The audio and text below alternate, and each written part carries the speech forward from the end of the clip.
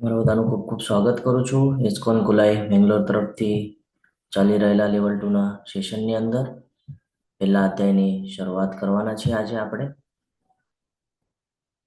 શ્રી શ્રી રાધા ગોવિંદજીના ચરણોમાં વંદન કરીને અને ગુરુ મહારાજના આશીર્વાદની સાથે આપણે આજના અધ્યાયની શરૂઆત કરીએ. મારું વોઇસ ક્લિયર છે? હરે કૃષ્ણ. હા પ્રભુજી ક્લિયર છે. ઓમ અજ્ઞાનતિમિરાન્ધસ્ય જ્ઞાનાંજનશલાકયા ચક્ષુરુન્મિલિतं येन तस्मै श्रीगुरुवे नमः. श्रीचैतन्यमनोभीष्टं स्थापितं येन भूतले स्वयं रूप कदा मह्यं ददाति स्वपदान्तिकम्. वन्देऽहं श्रीगुरु श्रीयुतपदकमलं श्रीगुरुन् वैष्णवांश्च श्रीरूपं साग्रजातं सगण रघुनाथान्वितं तं सजीवं साद्वैतं सावधूतं परिजनसहितं श्रीकृष्णचैतन्यदेवं श्रीराधान् कृष्णपादान् सगण ललिता श्रीविशाखान्वितंश्च हे कृष्ण करुणा सिन्धु दीनबन्धो जगत्पते गोपेश गोपिकाकान्त राधाकान्त नमोऽस्तुते. तप्त कांचन गौरांगी श्रीराधे वृंदावनेश्वरी वृषभानुसुते देवी प्रणमामि हरिप्रिये. वाञ्छाकल्पतरुभ्यश्च कृपा सिन्धुभ्य एव च पतितानां पावनेभ्यो वैष्णवेभ्यो नमो नमः. नमो ओम विष्णुपादाय कृष्णपृष्ठाय भूतले श्रीमते भक्तिवेदांत स्वामिन् इति नामिने नमस्ते सारस्वते देवे गौरवाणी प्रचारिणे निर्विशेष शून्यवादी पाश्चात्यदेशतारिणे.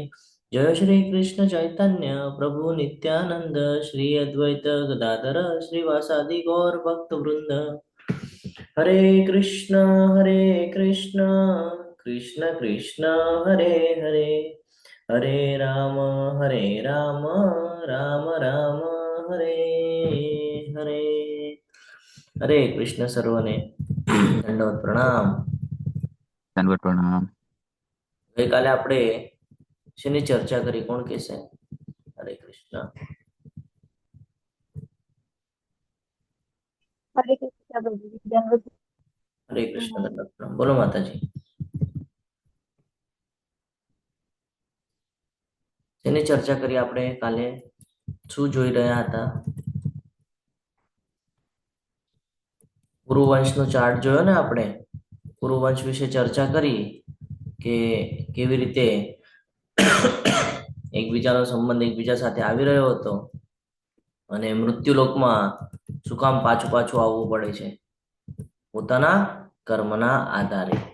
તો આપણે અહીંયા ચર્ચા કરી હતી કે ગંગાપુત્ર ભીષ્મ પિતામહ, શાંતનુ રાજા, સત્યવતી, પરાશર મુનિ, વેદવ્યાસજી, ચિંત્રાગંધા અને વિચિત્રવીર્ય, પછી એમના પુત્ર એટલે કે ધૃતરાષ્ટ્ર અને પાંડુ, પછી એમના પત્ની એટલે કે ગાંધારી, કુંતી માતા અને માદ્રી, એના પછી એમના પુત્ર એટલે કે કુંતીજીના પ્રથમ પુત્ર કર્ણ, જે સૂર્યદેવ ના કર્ણમાંથી ઉત્પન્ન થયા અને એમનો શું સંબંધ હતો પાછલા જન્મમાં એ પણ આપણે જોવાની પ્રયત્ન કર્યો. યુધિષ્ઠિર કોણ છે, ભીમ કોણ છે, અર્જુન કોણ છે, નકુલ અને સહદેવ કોણ છે, આ પણ આપણે જાણ્યું. તો આ બધું દૈવી યોજના દ્વારા થઈ રહ્યું છે. આના પરથી કઈ કઈ બાબતો આપણે જોઈ ગયા? હરે કૃષ્ણ. કોણ કહેશે? નથી યાદ? ભૂલી ગયા? હરે કૃષ્ણ પ્રભુજી. બોલો માતાજી. હરે કૃષ્ણ. પ્રભુજી આપણે પાછલા જન્મનું જ બધું હરે કૃષ્ણ પ્રભુજી આમાં એમ શીખ્યું કે આપણે પાછલા જન્મમાં જે કર્મ કર્યા એ જ આપણે ઓલા રિપીટ કરવા માટે મતલબ આવવું પડે છે. આજે આપણે અત્યારે જ્યાં જીવન વ્યતીત કરી રહ્યા છે, આપણને લાગે કે ભાઈ આપણી માટે જ છે, આપણી માટે જ છે. જ્યારે આપણે આ બધી બેકગ્રાઉન્ડની હિસ્ટ્રીઓ જ્યારે જાણીએ ત્યારે આપણને ખબર પડે કે એ લોકોને તો શ્રાપ આપવામાં આવેલો હતો કે મૃત્યુલોકમાં જશો અને ત્યાં પછી ભોગ ભોગવશો અને પછી મારા ધામમાં આવશો. બધાને અલગ અલગ પદ્ધતિથી શ્રાપ મળેલો છે, કોઈકને કોઈક ઋષિ દ્વારા, કોઈકને કોઈક વ્યક્તિ દ્વારા છે ને. અને આ શ્રાપના ભાગી થઈ ને આ દુઃખાલયમાં આવેલા છે. આપણે પણ એ ધ્યાનમાં રાખવાનું છે કે આપણે પણ કંઈક ને કંઈક આવું કરેલું છે. ફરક એટલો છે કે આપણને આ બધું યાદ નથી. ભગવાન આપણને યાદ નથી અપાવી રહ્યા, કારણ કે યાદ અપાવશું તો આપણું પતન નિશ્ચિત છે, કારણ કે આપણે એની પાછળ જ લાગી જશું. એટલે આપણને યાદ અપાવતા નથી. હવે આપણે એ જાણવાનું છે, આજથી થાય છે અધ્યાયની શરૂઆત. હવે જીવનમાં બહુ મહત્વનો પાઠ ભજવવાનો છે અહીંયાથી, કે જ્યારે જ્યારે અર્જુનજીનો શ્લોક આવે છે ત્યારે આપણે પોતાને ત્યાં રાખવાનું છે. અર્જુનજીની જગ્યાએ પોતાને ત્યાં રાખવાનું છે. અને પછી આપણે ભગવાન સાથે ચર્ચા કરી રહ્યા છે એ ભાવનાની સાથે, આપણે એના ભક્ત છીએ, એની સેવા કરવા ઉત્સુક છીએ, એ ભાવનાની સાથે જો આપણે ભગવદ્ ગીતાને સમજશું તો આપણે તરત એને સમજી શકશું અને જીવનમાં ઉતારી શકશું. શરૂઆત કરીએ ભગવદ્ ગીતાના પહેલા અધ્યાયના પહેલા શ્લોકથી, જેની શરૂઆત ધૃતરાષ્ટ્ર દ્વારા કરવામાં આવે છે.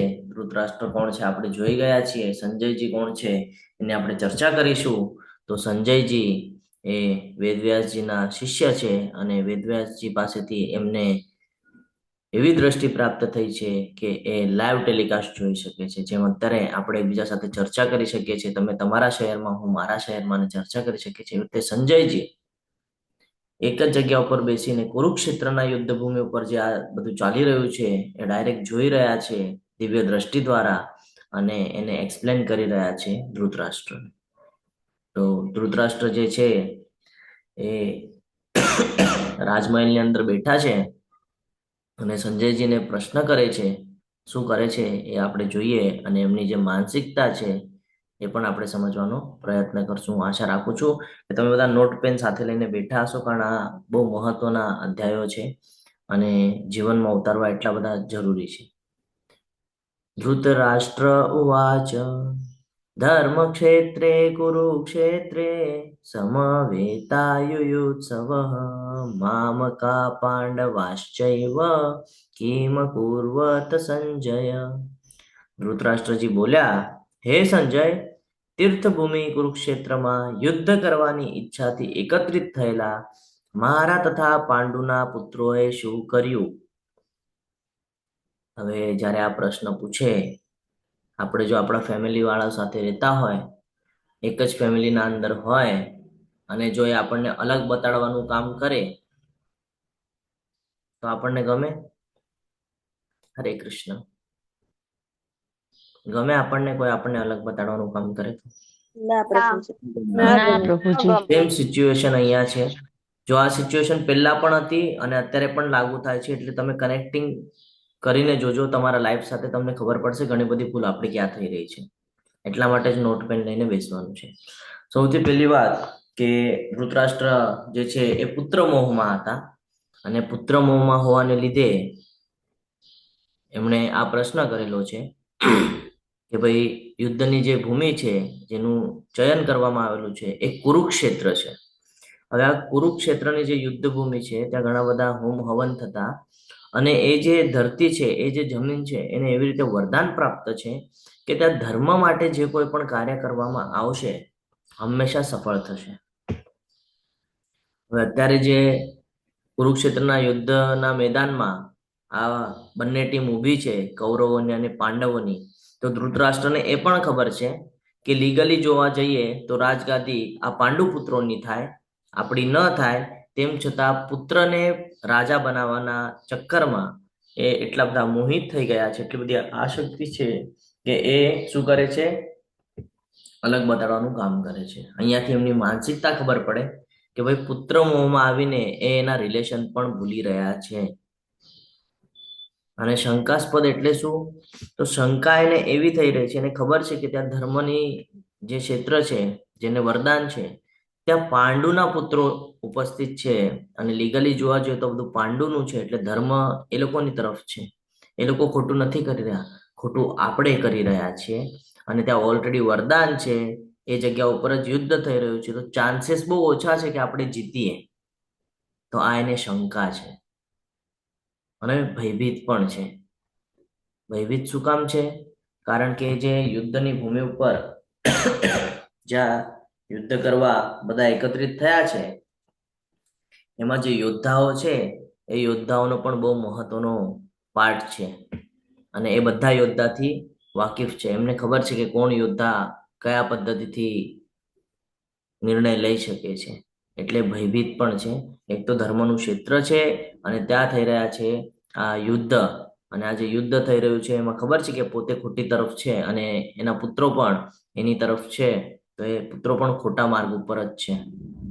ઘણા સમય એવું થાય કે પિતાજી ના પાડતા હોય અને પુત્ર એ કરતો હોય. ઘણા સમય એવું થાય કે પુત્ર ના પાડતો હોય પણ પિતાજી એવું કરતા હોય. તો આ સમજવું બહુ જરૂરી છે જીવનની અંદર, કે ઘણા વખતમાં એવું આપણને થાય કે ભાઈ આપણે ભક્તિ માર્ગ ઉપર હોઈએ અથવા તો આપણે કોઈ ખરાબ કર્મ, જે કર્મના બંધન આપણને લાગે છે એવા કર્મ ન કરતા હોઈએ. હા, અને આપણા ફેમિલી વાળા આપણને પ્રેશર કરે કે આ કરો આ કરો, તો તરત આપણે ત્યાં સમજી જવાનું છે કે ભાઈ અહીંયા આપણું નુકસાન છે. આપણું કામ છે ડિસિઝન લેવું. કારણ આપણે લેવલ 1 ની અંદર ચર્ચા કરી કે આપણે આવેલા એકલા છીએ, જવાના એકલા છીએ.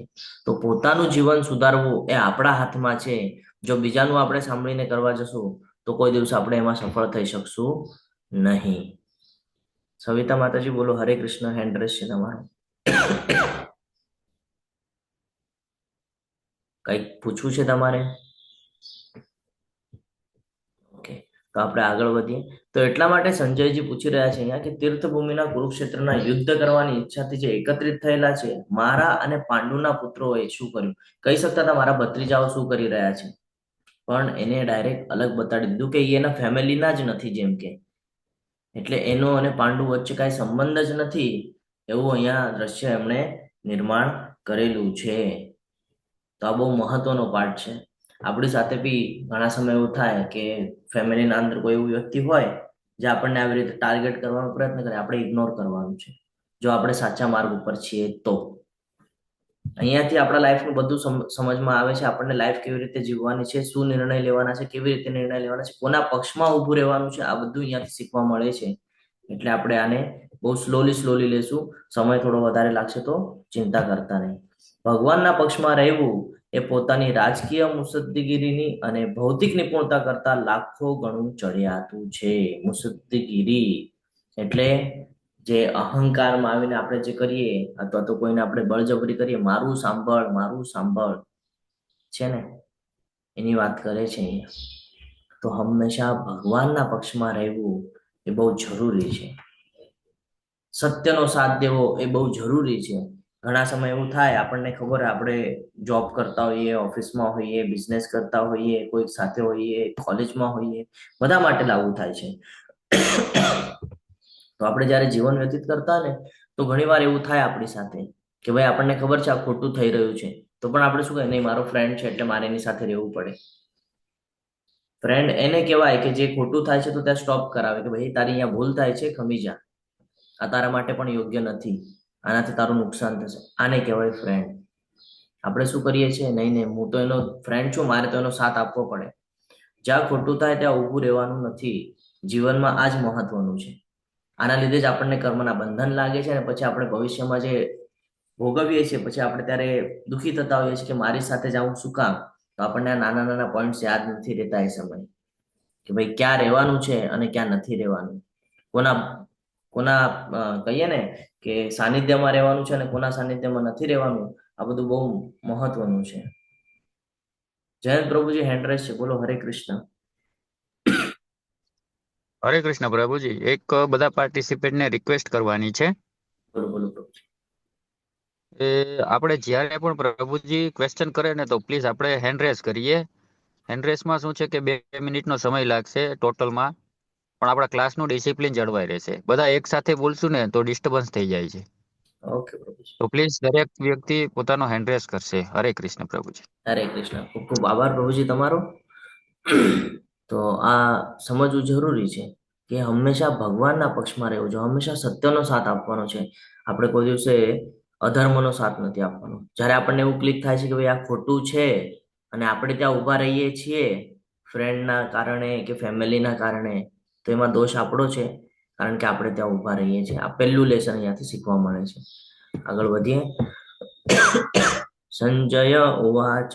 હવે સંજયજી આ બધું જોઈ રહ્યા છે. સંજયજીને ખબર છે કે ધૃતરાષ્ટ્ર ગાદી ઉપર બેસેલા તો છે, પણ કેવી અવસ્થામાં છે? ભયભીત અવસ્થામાં છે, કન્ફ્યુઝન વાળી સ્થિતિમાં છે, અને એનું મનોબળ ન તૂટે એટલા માટે હવે જોજો સંજયજી અહીંયા કેવી રીતે વર્તન કરી રહ્યા છે. લીલા માતાજી બોલો. હરે કૃષ્ણ. હરે કૃષ્ણ પ્રભુજી, પ્રણામ. પ્રભુજી, અગર પરિવારમાં કોઈ ખોટું કરી રહ્યું છે અને આપણે એને સાથ નથી આપતા, તો બની શકે કે પરિવાર વિખાઈ જાય, તો શું યોગ્ય ગણવું જોઈએ? કે એની સાથે રહેવું જોઈએ, કે અગર પરિવાર વિખાઈ જાય છે તો પણ આપણે સાચા રસ્તે જવું જોઈએ? લાસ્ટમાં માતાજી આપ ક્વેશ્ચન કરજો, હું આનો આન્સર તમને લાસ્ટમાં આપી દઈશ. તો હવે અહીંયા સિચ્યુએશન એવી છે કે સંજયજી જોઈ રહ્યા છે કે ધૃતરાષ્ટ્ર પુત્ર મોહમાં છે અને એનું મનોબળ ક્યાંક તૂટી રહ્યું છે, કારણ એને ખબર છે કે ખોટા માર્ગ ઉપર છે, અધર્મના માર્ગ ઉપર છે, એને ખબર છે. તો હવે સંજયજી કેવી રીતે સમજાવવાનો પ્રયત્ન કરશે એ આપણે અહીંયાથી જોઈએ. સંજય ઉવાચ. દૃષ્ટા તુ પાંડવાનીકમ વ્યુઢમ દુર્યોધનસ્તદા આચાર્યમ ઉપસંગમ્ય રાજા વચન અબ્રવીત. સંજયજી બોલ્યા, હે રાજા. શું શબ્દ વાપર્યો? હે રાજા. જ્યારે કે રાજા કોણ હતું? પાંડુના પુત્રોને બનવાનું હતું, પણ કોને કે છે? ધૃતરાષ્ટ્રને. હે રાજા, પાંડુ પુત્રોની સેનાને વ્યૂહરચનામાં ગોઠવાયેલી જોઈને રાજા દુર્યોધન, કોને કે છે? દુર્યોધનને રાજા કે છે, પોતાના ગુરુ પાસે ગયો અને આ પ્રમાણે વચન કહ્યા. ક્યાં ગયા દુર્યોધન? પોતાના ગુરુ પાસે. કોણ છે એના ગુરુ? પાંડવોના અને કૌરવોના ગુરુ કોણ? દ્રોણાચાર્ય. બરાબર. હવે એ જાય છે દ્રોણાચાર્ય પાસે. કોણ જાય છે? દુર્યોધન. દુર્યોધન કોણ છે? ધૃતરાષ્ટ્રના પુત્ર. લીગલી એ રાજા બને એમ નથી, પણ પુત્ર મોહ છે અને પોતાના પુત્રને એટલે કે દુર્યોધનને રાજગદ્દી ઉપર બેસાડવું છે, એની માટેના પ્રયત્ન બધા ચાલી રહ્યા છે. અને યુદ્ધના મેદાન ઉપર એલાન થઈ ગયું છે કે હવે યુદ્ધ કરવામાં આવશે. પશ્યેતામ પાંડુપુત્રાનામ આચાર્ય મહતી ચમુમ વ્યુઢા દ્રુપદ પુત્રેણ તવે શિષ્યેણ ધીમતા. હવે દુર્યોધન જાય છે પોતાના આચાર્ય પાસે, અને આચાર્યને શું કહી રહ્યા છે એ આપણે હવે અહીંયા સમજવાનો પ્રયત્ન કરીએ. ચક્રવ્યૂહ કેવું હતું? એવી કંઈક પદ્ધતિઓ અહીંયા હવે અપનાવશે જેને રાજકારણમાં ઉપયોગી કહેવાય. એવી બધી બાબતો હવે આપણને અહીંયા જાણવા મળશે, જે દરેક સેક્ટરની અંદર, દરેક જીવનની અંદર આપણને જોવા મળે છે. શું કે છે સાંભળજો અને જીવનમાં સમજજો કે ક્યાં ક્યાં આપણી ભૂલ થાય છે. હે આચાર્ય, પાંડુ પુત્રોની આ વિશાળ સેનાને જુઓ કે જેની વ્યૂહરચના આપના બુદ્ધિમાન શિષ્ય એવા દ્રુપદ પુત્રે બહુ નિપુણતાથી કરી છે. એટલે ક્યાંક દુર્યોધન દ્રોણાચાર્યને નીચો બતાડવા માંગતો હતો કે તમારી ભૂલ થઈ છે. અને જે આ યુદ્ધના મેદાનમાં છે ને, એના સૌથી ફેવરેટ શિષ્ય છે સામે, કોણ? અર્જુનજી. તો ક્યાં એ એવી રીતે નરમાઈ ન બતાડે એટલા માટે એને ક્રોધ અપાવે છે. કહીએ ને આપણે કે કોઈને આપણે પ્રેશર આપીએ અને એને ક્રોધિત કરીએ, એવું કામ થઈ રહ્યું છે અહીંયા. શું કે છે? પાંડુ પુત્રોની આ વિશાળ સેનાને જ વિશાળ કહી દીધી એને. જ્યારે કે આપણે કાઉન્ટિંગ કરીએ તો આ લોકો આગળ ઓછી સેના હતી અને કૌરવ આગળ વધારે સેના હતી, તો પણ એને શું શબ્દ વાપર્યો? પાંડુ પુત્રોની આ વિશાળ સેનાને જુઓ કે જેની વ્યૂહરચના એટલે જે નિર્ણય લીધેલા છે કે કોણ કોની સાથે લડશે, કોણ કઈ જગ્યાએ ઉપસ્થિત રહેશે, આ વ્યૂહરચના આપના બુદ્ધિમાન શિષ્ય એવા દ્રુપદ પુત્રે બહુ નિપુણતાથી કરેલી છે. દ્રુપદ પુત્રેણ. દ્રુપદ એટલે દ્રુપદ રાજાની વાત થાય છે. એના પુત્ર દ્રુપદ રાજાના જે કહીએ ને કે ફ્રેન્ડ હતા, આ જે દ્રોણાચાર્ય છે એ એના ફ્રેન્ડ હતા. એક કથા છે, 2 મિનિટમાં હું કથા પૂર્ણ કરું તો તમને વધારે ક્લિયરન્સ મળશે. કે બંને ફ્રેન્ડ હતા, એક જ ગુરુકુળમાં બંને ભણતા હતા. તો ભણતા ભણતા આપણે એકબીજા સાથે જ્યારે છૂટા પડીએ ત્યારે કહીએ ને કે ભાઈ જીવનમાં ક્યારે બી કાંઈ કામ લાગે તો મને યાદ કરજે ને, મારી પાસે આવજે, હું તને ચોક્કસ મદદ કરીશ થાય. આવી રીતે એ લોકો વચ્ચે પણ કન્વર્સેશન થયું હતું. હવે જે દ્રોણાચાર્ય છે એ બ્રાહ્મણ, અને બ્રાહ્મણ હોવાને લીધે એમનું જીવન એકદમ સાદું અને સરળ. તો એમના જીવનમાં ઘણા બધા એવા ડાઉનફોલ આવ્યા અને સિચ્યુએશન બહુ બગડી ગઈ. તો એને યાદ આવે છે કે ભાઈ મારા એક ફ્રેન્ડ છે દ્રુપદ, એ તો રાજા છે, લાવ ને હું એમની પાસે જઈને થોડીક હેલ્પ માંગુ. તો એ જાય છે એમની પાસે હેલ્પ માંગવા માટે. અને જ્યારે કહીએ ને આપણે કે એના મહેલમાં જાય છે અને ત્યાં જઈને એને રિક્વેસ્ટ કરે છે કે યાદ છે તને કે તે મને એમ કીધેલું કે ભાઈ જ્યારે તને જરૂરત પડે ત્યારે આવજે, હું તને હેલ્પ કરીશ. તો મને થોડી જરૂરત છે, થોડુંક જમીન આપી દે, થોડીક રહેવાની જગ્યા આપી દે અને ગાયને એવું બધું આપી દે તો હું મારું ગુજરાન ચલાવી શકું. તો એ સમયે દ્રુપદ રાજાએ દ્રોણાચાર્યને ન બોલવા જેવા શબ્દ બોલ્યા હતા કે તારી અને મારી બરાબરી થઈ શકે નહીં. અને ભરી સભાની અંદર તે મહેલની અંદર જે બધા સેનાપતિ ને બધા હતા એમની સામે એમની ઇન્સલ્ટ કરી હતી. એ બ્રાહ્મણ એની ઇન્સલ્ટ કરી હતી. હવે આ ઇન્સલ્ટનો બદલો લેવો એને યોગ્ય લાગ્યું એટલે દ્રોણાચાર્ય ત્યાંથી નીકળી ગયા. સમય જતા દ્રોણાચાર્યએ પાંડવોના પુત્ર એમને ધનુર્વિદ્યાનું જ્ઞાન આપ્યું, એમજ કૌરવોના પુત્ર એને પણ ધનુર્વિદ્યાનું જ્ઞાન આપ્યું. તો જે ધનુર્વિદ્યાનું જ્ઞાન આપ્યું એ પછી આપણે કેવું ફેઝ લઈએ એવી રીતે એ સમયમાં હતું કે ગુરુ દક્ષિણા. તો ગુરુ દક્ષિણામાં એમણે શું માંગ્યું ખબર છે? કે ઓલા દ્રુપદ રાજા છે ને એને બંદી બનાવીને લઈ આવું. અર્જુનને એ લોકોને મોકલ્યા અને દ્રુપદ રાજાને બંદી બનાવીને લઈ આવ્યા. હવે એ ક્ષત્રિય ધર્મ. તો દ્રુપદ રાજાને જ્યારે બંદી બનાવીને લઈ આવીને સામે ઊભું કરે છે, જોવે છે તો સામે કોણ છે? દ્રોણાચાર્ય. તો દ્રોણાચાર્ય શું કરે છે ખબર છે? એના સાથે જે ઇન્સલ્ટ થઈ હતી ને એનો બદલો લે છે. કેવી રીતે? તો કે ભાઈ છોડી દો આને, છોડી દો. હવે જ્યારે એને બંદી બનાવીને લાવેલું છે અને એમને એમ છોડી દીધું, એનો અર્થ શું થાય? કે ભાઈ આ એકદમ નબળા છે, છોડી દો. આમની અને આપણી બરાબરી નથી કે આપણે આને મારીએ, આપણી બરાબરી નથી. એને શું શબ્દ વાપર્યો હતો ત્યાં? કે ભાઈ તારી ને મારી બરાબરી ન થાય. આને પણ બંદી બનાવીને લઈ આવ્યા અહીંયા અને પછી શું કીધું? કે ભાઈ આને છોડી દો, આની આપણી બરાબરી થોડી થાય, છોડી દો, માફ કરી દો, છોડી દો. તો આનાથી એની પણ ઇન્સલ્ટ થઈ. હવે જ્યારે દ્રુપદની આ ઇન્સલ્ટ થઈ છે દ્રુપદ રાજાની, તો એ પોતાના રાજ્યમાં જાય છે અને ત્યાં ઘણું મોટું યજ્ઞ કરે છે. આ યજ્ઞના બળમાં એ પુત્ર પ્રાપ્તિ માટે પ્રયત્ન કરે છે કે એવો પુત્ર પ્રાપ્ત થાય કે જે આ દ્રોણાચાર્યનો વધ કરે. સમજવાનો પ્રયત્ન કરજો કેવી રાજકારણ કેવી રીતે થઈ રહ્યું હતું એ સમયનું. તો એ એવી રીતે પુત્ર પ્રાપ્તિ કરે છે કે ભાઈ ભવિષ્યમાં આ પુત્ર દ્રોણાચાર્યનો વધ કરે. હવે આ વાત દ્રોણાચાર્યને ઓલરેડી ખબર છે. તેમ છતાં જ્યારે એ પાઠશાળામાં શીખવા આવે છે દ્રોણાચાર્ય પાસે, તો દ્રોણાચાર્ય એને બધું જ્ઞાન આપે છે. એને ધનુર્વિદ્યાનું બાકીની જે વ્યૂહરચના બનાવવાની હોય એનું જ્ઞાન આપે છે. એ વખતે એ દુજાભાવ કરતા નથી. કેમ? કારણ કે એ એના ધર્મમાં છે. એનું ધર્મ શું કે છે? કે ભાઈ હું બ્રાહ્મણ છું તો મારું કામ છે જ્ઞાન દેવું. તો હું જ્ઞાન દેવામાં થોડી પણ કચાશ ન છોડવી જોઈએ. પછી એ મારો દુશ્મનનો પુત્ર હોય કે કોઈ પણ હોય, એ મારા શરણમાં આવ્યો છે જ્ઞાન દેવા માટે, તો મારે એને જ્ઞાન આપવું જોઈએ. આપણે હોઈએ તો શું કરીએ? આપણે હોઈએ તો શું કરીએ? નહીં, એને મારી સાથે આમ કર્યું છે, હું શું કામ એની સાથે? તો અહીંયાથી આપણને શીખવા મળે છે કે સામેવાળો આપણી સાથે કાંઈ પણ કરે એ એનું કર્મ છે. આપણે એની સાથે ખોટું નથી કરવાનું, કારણ એ આપણો ધર્મ છે. તો હંમેશા ધર્મને પકડીને ચાલવું એ વધારે શ્રેષ્ઠ છે કર્મ કરતા. અને આપણો ધર્મ આપણને શીખવાડે છે ભગવદ્ ગીતામાંથી કે કોઈના પ્રત્યે ઈર્ષા અને દ્વેષ ભાવ રાખવો નહીં. દોસ્ત હોય કે દુશ્મન હોય, બધાને સમાન નજરે જોવાનું છે. એ આપણી સાથે ખોટું કરે છે, ભગવાન જોઈ રહ્યા છે કે આપણી સાથે ખોટું કરે છે. આપણે એની સાથે ખોટું કરવાનું નથી. તો અહીંયા એ કહે છે કે જુઓ કેવી વ્યૂહરચના બનાવેલી છે. કોણે બનાવેલી છે ખબર છે? તો કે તમારો જે શિષ્ય છે ને એને બનાવેલી છે. તમે બહુ એને શીખવાડતા હતા ને, જો આ જે તમારા ઓપોઝિટ ઉભો છે ને એ જ તમારા મૃત્યુનું કારણ બનવાનું છે, એમ કરીને એને ક્રોધિત કરે છે, ગુસ્સો દેવડાવે છે. કારણ યુદ્ધમાં જ્યારે પણ યુદ્ધ શરૂ કરવાનું હોય તો એના અંદર ક્રોધ, જુસ્સો હોવો જરૂરી છે. જુસ્સો હોય તો જ યુદ્ધ કરી શકે. તો એ કોઈ કચાશ ન છોડે યુદ્ધ કરવામાં, એ કોઈની પ્રત્યે નરમાઈ ન બતાડે. એટલા માટે આવી રીતના વેણ બોલે છે કે જેનાથી ક્રોધિત થાય, એના વિરુદ્ધમાં બોલે છે કે જેનાથી એને ગુસ્સો આવે. તો અહીંયા સુધી ક્લિયર છે? હરે કૃષ્ણ. હા પ્રભુજી. તમે હા પાડજો તો હું આગળ વધીશ, કારણ કે આ બધું શીખવું બહુ જરૂરી છે, સમજવું જરૂરી છે જીવનમાં. હવે આ જે યુદ્ધ થાય છે તો બંને ટીમની પાસે કંઈક સૈન્ય બળ છે. તો હવે આપણે સૈન્ય બળ વિશે પણ માહિતી લઈએ.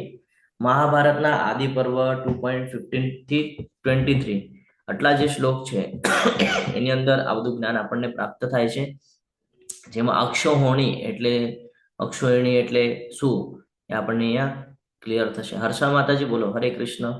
પ્રભુજી હરે કૃષ્ણ. પ્રભુજી તમે જેમ કીધું એમ કે સામેવાળા ગમે એટલું કરે ઈ એનું કર્મ છે, અને આપણે કઈ આ તો ભક્તિ કરીએ એટલે આપણને પ્રભુજી ખબર પડે કે આપણે નહીં બોલવાનું, ભગવાન જોવે છે. અત્યાર સુધી તો ખબર ના હોય આપણે, તો ઈ ગમે એટલું કરે તો આપણે તો ભગવાન ઉપર જ ડિપેન્ડ રહેવાનું ને કે ભગવાન જોવે છે બસ. આપણે આગળ સમજશું માતાજી, હવે આગળના શ્લોક આવશે એમાં સમજશું આપણે કે ભીષ્મ પિતામહ કેમ એ લોકો સાઈડથી હતા અને એ લોકો સાઈડથી હસીને પણ કેમ એવી રીતે નિર્ણય લેતા હતા. આ બધું આપણે શીખવાનું જ છે. હવે જેટલા પણ શરૂઆત થાય છે ને લેવલ 2 ની, આ બધું આપણને જીવન જ શીખવાડશે આખું, કે કેવી રીતે જીવન જીવવાનું છે અને કેવી રીતે નિર્ણય લેવાના છે. જેમ જેમ હવે આપણે લેવલ આગળ જશું એમ આપણને જ્ઞાન પ્રાપ્ત થશે. હવે આ લેવલ 2 ની અંદર આપણે જીવન કેમ જીવવાનું છે એ શીખી લેશું. લેવલ 3, 4 જ્યારે 5 માં જશું ભક્તિ શાસ્ત્રીમાં, તો આપણને ભક્તિ કેવી રીતે કરવાની છે એનું આપણને જ્ઞાન થઈ જશે પ્રોપર. કે કેવી ભક્તિ કરશું તો સીધા ભગવત ધામમાં જશું એનું જ્ઞાન આપણને લેવલ 5 માં મળવાનું છે. તો એનો આ બેઝ છે, એટલા માટે આ શીખવું જરૂરી છે. તો અક્ષોહિણી એટલે શું એ આપણે જોઈએ. તો અક્ષોહિણી જ્યારે જોઈએ તો કૌરવો પાસે વધારે હતી, લગભગ 11 અક્ષોહિણી સેના હતી એમની પાસે, અને પાંડવો પાસે 7 અક્ષોહિણી સેના હતી. હવે એક અક્ષોહિણી સેનાની અંદર 21,870 રથ હોય. હવે રથ હોય તો રથ ચલાવવા માટે સારથી પણ હોય, તો એની પણ કાઉન્ટિંગ થશે, બરાબર.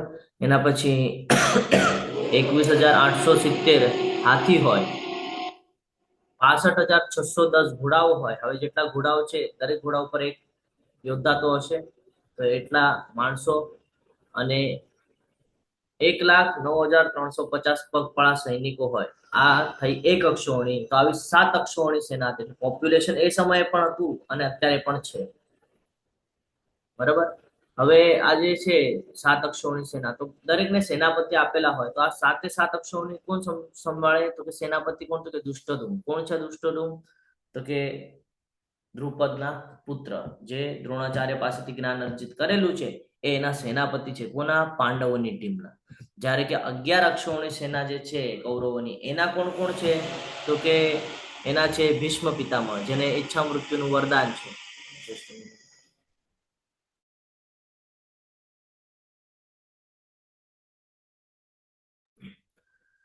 ભીષ્મ પિતામહ, જેને ઈચ્છા મૃત્યુનું વરદાન છે. પછી દ્રોણાચાર્ય, જેમના પાસેથી પાંડવોએ જ જ્ઞાન પ્રાપ્ત કરેલું છે, વિદ્યા પ્રાપ્ત કરેલી છે, બરાબર. પછી કર્ણ, આપણને ખબર છે કર્ણ કોણ છે? સૂર્યદેવ પાસેથી આવેલા, એટલે બળશાળી હતા ખૂબ જ, કવચ હતું એમની પાસે. શલ્ય, એમની વિશે પણ જાણશું આપણે કે એ કોણ છે. અને દુર્યોધન, આપણને ખબર છે દુર્યોધન કોણ છે. તો કે આ બધા જે છે ને આ લોકો સ્ટેપ બાય સ્ટેપ સેનાપતિઓ હતા. પછી મહારથીઓ, તો કે 60,000, બરોબર. હવે એને કોણ સંભાળે? તો કે એને અર્જુન પોતે સંભાળતા હતા. જ્યારે કે કૌરવોના ટીમમાં ભીષ્મ પિતામહ, દ્રોણાચાર્ય, કર્ણ અને અશ્વત્થામા, આટલા લોકો હેન્ડલ કરતા હતા. અતિરાથીસ એટલે 10,000 સૈનિકો, જેને કોણ હેન્ડલ કરતું હતું? તો કે યુધિષ્ઠિર, ભીમ, દુષ્ટધુમ્ન, ઘટોત્કચ, સત્યકી અને યુયુત્સુ. જ્યારે કે સામેના ટીમમાં તો કે શલ્ય, સોમદત્ત, ભૂરિશ્રવા, ભગદત્તા, જયદ્રથ છે ને, અને કૃતવર્મા, આ લોકો હેન્ડલ કરતા હતા. તો આ ટીમ હતી. એવું નથી કે આટલી મોટી સંખ્યા છે તો તરત હેન્ડલ થઈ જાય. એટલે આવી રીતે પહેલેથી જ ટીમ બનાવવામાં આવી હતી. આપણા જીવનમાં પણ આ બહુ મહત્વનું છે. આપણને કંઈક અચીવ કરવું હોય, આપણે આવી રીતે વર્કઆઉટ જ કરતા નથી. આપણે સીધા એમાં કૂદકો મારી દઈએ છીએ અને પછી કઈ ગડબડ થાય તો કે ભાઈ આવું થઈ ગયું, ભૂલ થઈ ગઈ. પણ આપણે આવી રીતે ટીમ બનાવતા નથી જીવનમાં, છે ને. શેની ટીમ? એની પણ આપણે ચર્ચા કરીશું.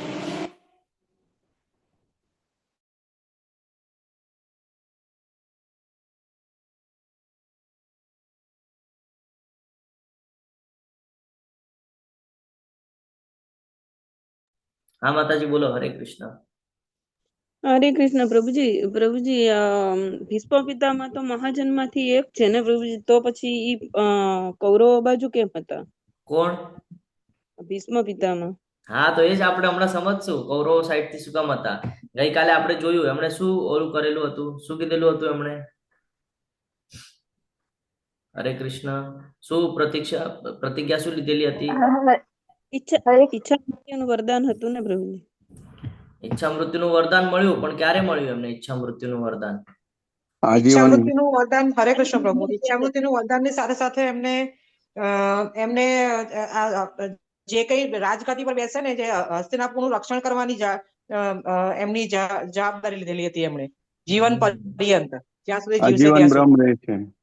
એમણે એવી રીતે પ્રણ અને લીધા આજીવન હતા કે હું બ્રહ્મચર્ય. આજીવન બ્રહ્મચર્યનું પાલન કરીશ અને જે કોઈ પણ રાજગાદી ઉપર આવશે હું એનું રક્ષણ કરીશ અને હું આ રાજ્યની જે આ જે રાજ્ય છે એના રક્ષણમાં હું મારું કર્તવ્ય નિભાવીશ. આ એનું પ્રણ હતું. તો એ રાજગાદી ઉપર જે કોઈ બેસશે તો એનું તો એને ધ્યાન રાખવું જ પડશે. એના પ્રણથી બંધાયેલા છે. બરાબર. આગળ આપણે સમજશું, હમણાં આવશે ભીષ્મ પિતામહ વિશે પણ ચર્ચા આવશે આગળ. આજે દુર્યોધન છે ને એ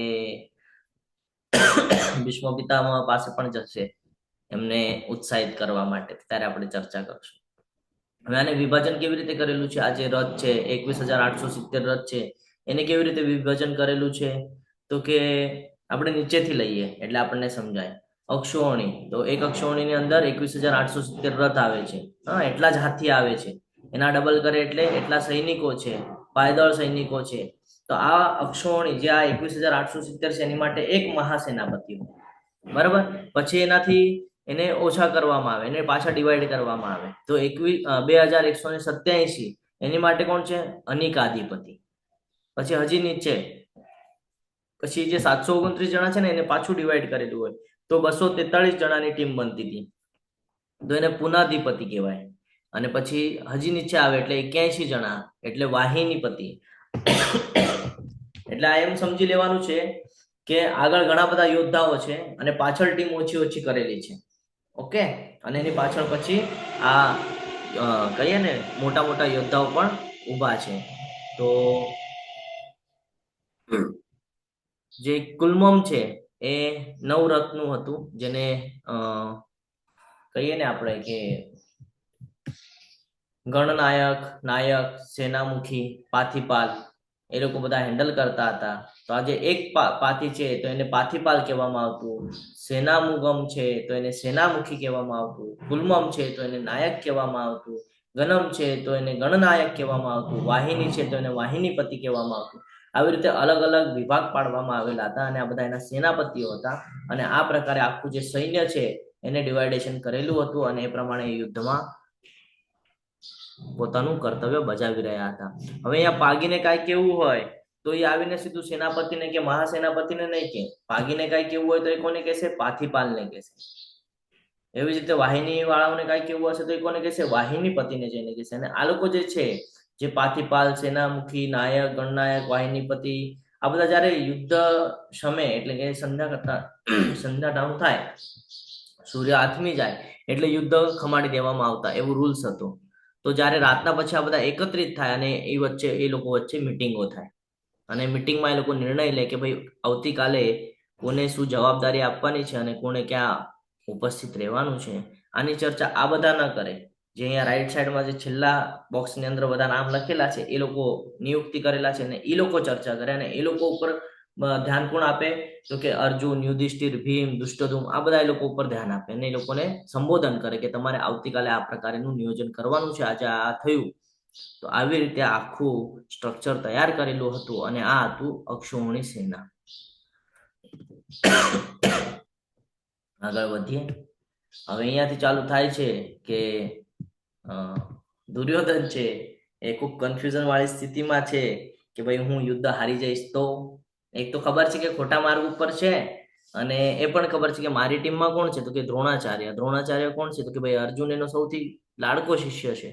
તો આ ક્યાંક નરમાઈ ન બતાડી દે એટલે ક્રોધિત કરે છે એને દ્રુપદ પુત્રને સંબોધન કરીને. દ્રુપદ પુત્ર એમ પણ કહી શકતા હતા કે દુષ્ટધુમ, પણ દુષ્ટરૂપ શબ્દ નથી વાપર્યો. શું વાપર્યું છે? દ્રુપદ પુત્રેણ. કેમ? તો એને યાદ આવે કે ભાઈ દ્રુપદ રાજા એની સાથે શું કરેલું છે, ક્લિક થાય એને, એટલા માટે એવી રીતે શબ્દનું ઉચ્ચારણ કરવામાં આવેલું છે. આગળ વધીએ તો હવે એક એકના નામ લેશે. અહીં આ સેનામાં ભીમ તથા અર્જુન જેવા અનેક વીર ધનુર્ધરો છે, જેમ કે મહારથી યુયુધાન, વિરાટ તથા દ્રુપદ. હવે એને શું કામ એવી રીતે નામ લીધું? ભીમનું નામ શું કામ લીધું? તો ભીમનું નામ એટલા માટે લીધું, એને ખબર છે કે મારો જો કોઈ વધ કરી શકશે ને તો એ ભીમ છે, બીજું કોઈ મારો વધ કરી શકે એવું નથી. એટલે એનું નામ પેલા ભીમનું લીધું છે. શું કામ? કારણ કે જયારે આપણને કોઈને ફોકસ કરાવવું હોય ને તો તરત એને ક્લિક કરાવવાનું, એના મગજમાં નાખવું પડે કે ભાઈ આને તારે હેન્ડલ કરવાનું છે. તો એટલા માટે એ દ્રોણાચાર્યને ભીમનું નામ લઈને સંબોધન કરે છે કે તમારે ભીમ પર કેન્દ્રિત રહેવાનું છે ભાઈ, કારણ મને ધોકો ભીમથી છે. ભીમ જો મારી પાસે આવી જશે તો મારું કામ પૂરું થઈ શકે છે. એટલે તમે કોન્સન્ટ્રેશન શેના પર રાખવાનું છે? ભીમ પર. એટલે અહીંયા નામ લેતા વખતે એવી રીતે લે છે કે ભીમ તથા અર્જુન જેવા અનેક ધનુર્ધરો છે, જેમ કે મહારથી યુયુધાન, પછી યુયુધાનનું નામ લે છે, વિરાટ તથા દ્રુપદ. દુર્યોધનનું આવા વર્તન પાછળનું કારણ હતું તેની આંતરિક રીતેનો ભય હતો, કારણ એને ખબર હતું કે આ લોકો મારું વધ કરી શકે છે.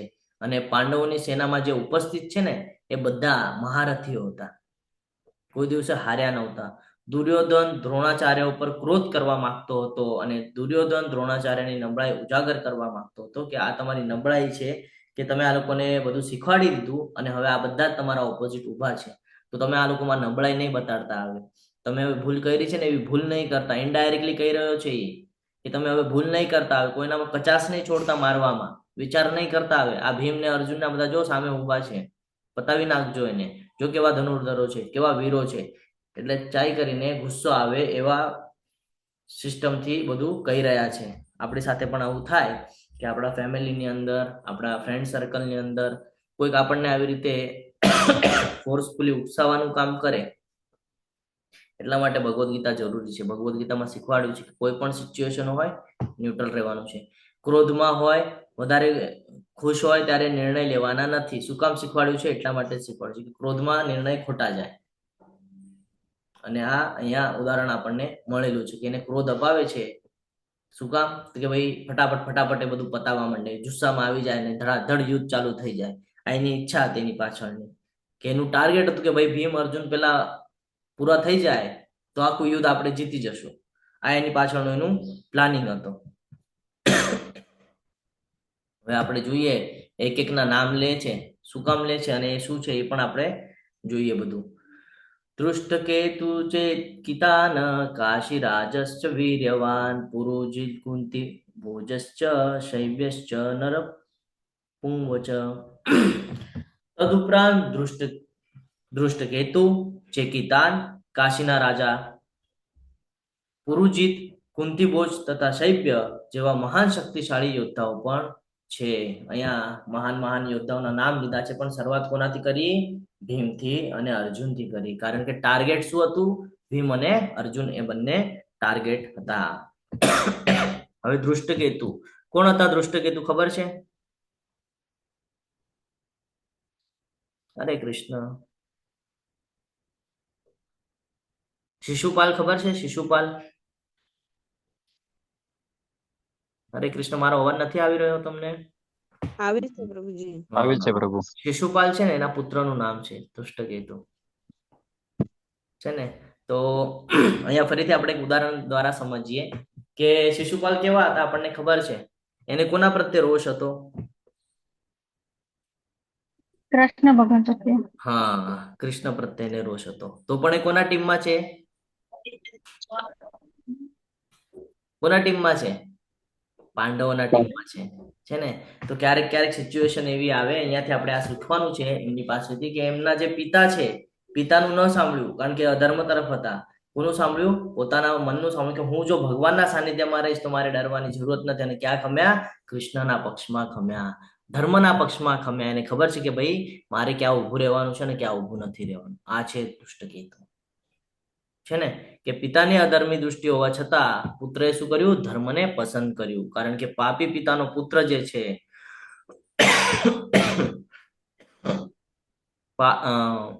હા, પાપી પિતાનો પુત્ર જે છે એ કોઈ દિવસે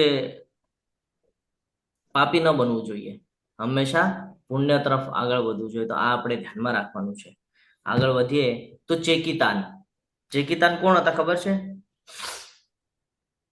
ક્ષત્રિય ધર્મના હતા અને ખૂબ જ મહાન યોદ્ધા હતા ચેકિતાન પણ. અને કહીએ ને આપણે કે સૈન્યની જે વ્યવસ્થા કરવાની હોય કે ભાઈ કોને ક્યાં ઊભું રહેવાનું છે, કોને કોની સાથે યુદ્ધ કરવાનું છે, આમાં એકદમ માહિર હતા. એમને ખબર હતું કે કોણ કેટલું શક્તિશાળી છે અને કોની સામે કોને ઊભું કરવાનું છે. અત્યંત પરાક્રમી એવા એ હતા અને કૌરવોને હરાવવામાં સૌથી મોટું કામ ચેકિતાનનું પણ રહ્યું છે. પછી આવે છે કાશીરાજ નરેશ. તો આપણને બધાને ખબર છે કે આ કાશી એટલે અત્યારે જે વારાણસી છે ને એનું ઉલ્લેખ છે અહીંયા. એ ત્યાંના રાજા હતા. આ દાનવીર પણ હતા અને પરાક્રમી પણ હતા. એટલે બેઉ એમની પાસે ક્વોલિટી હતી. જે કાશીના રાજા છે એમની પાસે મહાન શક્તિશાળી, શસ્ત્ર વિદ્યામાં એકદમ નિપુણ. અને એ પણ ક્યાં ઉભા હતા તો કે ધર્મના પક્ષમાં ઉભા હતા. એમને પણ ખબર હતી કે ભાઈ એ ખોટું કરે છે અને આ લોકો જે છે આ સત્ય તરફ છે, ધર્મ તરફ છે, તો એ પણ ધર્મ તરફ ઉભા હતા. પછી પુરુજીતની વાત કરીએ. હા, ઈલા માતાજી બોલો. હરે કૃષ્ણ. હરે કૃષ્ણ. પ્રભુજી ચેકિતાન કોણ હતા? ચેકિતાન શું લાગે છે તમને? ચેકિતાન કોણ હતા? ક્ષત્રિય યોદ્ધા હતા, એ તો ખબર છે. હજી કોણ હતા? હરે કૃષ્ણ. નથી ખબર પ્રભુજી. જે સૈન્યનું જે નિયોજન કરે ને કે ભાઈ કોને ક્યાં ઊભું રહેવાનું છે, કોને કોની સાથે યુદ્ધ કરવાનું છે, આનું જે ડિસિઝન લેવાનું છે ને એ એમની પાસે એકદમ પરફેક્ટ હતું. કે એમને ખબર હતી કે કોની સામે હું કોને ઊભું કરીશ તો જીતી શકશું. આ જે નિપુણતા હતી ને એનામાં હતી. તો એ ચેકિતાન જે છે એ પાંડવોના સૌથી નજીકના, આપણે કહીએ ને ક્લોઝ ફ્રેન્ડ એકદમ, તો સૌથી નજીકના સાથી હતા એમને. એટલે એમને નિર્ણય લેવાની કહીએ ને આપણે કે જવાબદારી સોંપી હતી કે ભાઈ આના નિર્ણય તમે લેજો. નજીકના હોય એને આપણે કહીએ ને કે ભાઈ આ નિર્ણય તમે લેજો. એવી રીતે નજીકના હોવાને લીધે એમને નિર્ણય લેવાની પરમિશન આપવામાં આવેલી હતી. અને ક્ષત્રિય યોદ્ધા હતા, બહુ શક્તિશાળી હતા, પાવરફુલ હતા. એમને ખબર હતી કે ક્યાં શું કરવાનું છે, ક્યાં શું નથી કરવાનું. તો એ એવા હતા. અને જે કૌરવોના યોદ્ધા છે, જ્યારે યુદ્ધ પણ ચાલ્યું તેમાં ઘણા બધાને પરાજિત કર્યું હતું એમણે. તો જ્યારે આપણે મહાભારત વાંચીએ તો એમાં આપણને એમનું ઉલ્લેખ આવે છે. પછી આપણે કાશીની વાત કરી કે કાશીના રાજા, એમના વિશે વાત કરી. પછી પુરુજીત, અહીંયા એક પુરુજીત પણ કરીને છે. તો પુરુજીત એક રાજા છે જે પાંડવોના સમર્થક છે. ઘણા બધા એવા લોકો હોય ને કે ભાઈ બે જણા આપણી સામે મૂકેલા હોય ને આપણને પૂછ્યા બંનેમાંથી તને કયું યોગ્ય લાગે છે, તો આપણે કહીએ ભાઈ આ નહીં, મને આ યોગ્ય લાગે છે. તો એવી રીતે એમને પણ ખબર હતી કે પાંડવો જે છે ધર્મ તરફ છે. તો એ શક્તિશાળી રાજા હતા. તો એમણે પણ પાંડવોનું સમર્થન કરેલું હતું, પાંડવોની સાઈડ ઉભા રહ્યા હતા. વ્યૂહરચના કરવામાં એ બહુ કુશળ હતા. એટલે કે વ્યૂહરચના ગોઠવવાની હોય, કોને કેમ અટકાવવાનું છે, કોને ક્યાંથી કોના ઉપર યુદ્ધ ચડાવ કરવાની છે, આની માટે એ ખૂબ કુશળ હતા. અને કહીએ ને આપણે કે ધર્મનો પ્રચાર પ્રસાર કરતા હંમેશા એમનું એ ક્વોલિટી હતી કે ધર્મનો પ્રચાર પ્રસાર કરતા હતા. પછી આગળ વધીએ કુંતી ભોજશ્ચ. તો કુંતી ભોજશ્ચ નામથી જ ખબર પડે છે આપણને. કુંતી ભોજ એ કુંતી માતા જે છે એમના એટલે એમ સમજી લો કે પાંડવોના દાદા સમાન હતા. બરાબર? પાંડવો જે છે એના દાદા સમાન હતા. અને એ પણ અત્યંત દાનવીર, એમ કહે ને કે આપણે દાન કરવામાં શ્રેષ્ઠ હતા. એમનો સ્વભાવ રાજા જેવો પ્લસ મહર્ષિ જેવો, એટલે રાજર્ષિ જેવો એમનો ગુણ હતો એમનામાં. અને કૃષ્ણ પ્રત્યે અને પાંડવ પ્રત્યે એમને અઢળક પ્રેમ હતો. તો એ પણ કોની સાઈડથી ઊભા હતા? ધર્મની સાઈડથી ઊભા હતા. અહીંયાથી આપણને એ એક વાત શીખવા જેવી મળે છે આ બધા બાબતોમાંથી, કે જે ભગવાનના ભક્તોનો સહારો આપે છે, એટલે આશ્રય આપે છે ને, તે પણ ભગવાનનો પ્રિય બની જાય. કેમ? કારણ કે ભગવાનને એના ભક્ત અતિ પ્રિય છે. અને એના ભક્ત માટે જે કોઈ પણ પ્રયત્ન કરે છે ભક્તિ તરફ, અથવા તો એને સપોર્ટ આપે છે, તો ભગવાનને એ પણ બહુ ગમે છે. એટલે અહીંયાથી આ એક વાત શીખવા જેવી છે. આપણને આ નોટ ડાઉન કરવું જરૂરી છે કે હંમેશા ભક્તોને આપણે કહીએ ને કે કોનો સંગ રાખવો જોઈએ, તો કે ભક્તોનો સંગ રાખવો જોઈએ. શું કામ? તો કે ભાઈ ભગવાન તરત આપણને પણ એટ્રેક્ટ કરી શકે. કારણ કે ભગવાનને એના ભક્ત અતિ પ્રિય છે અને એના ભક્તના માધ્યમથી આપણને પોતા તરફ બોલાવી શકે છે. તો આ બહુ મહત્વનું છે. પછી શૈબ્ય. શૈબ્યની વાત આવે તો એ તેજસ્વી હતા, વૃદ્ધ હતા એમ જોવા જઈએ તો, પણ તેજ ખૂબ હતું એમનામાં.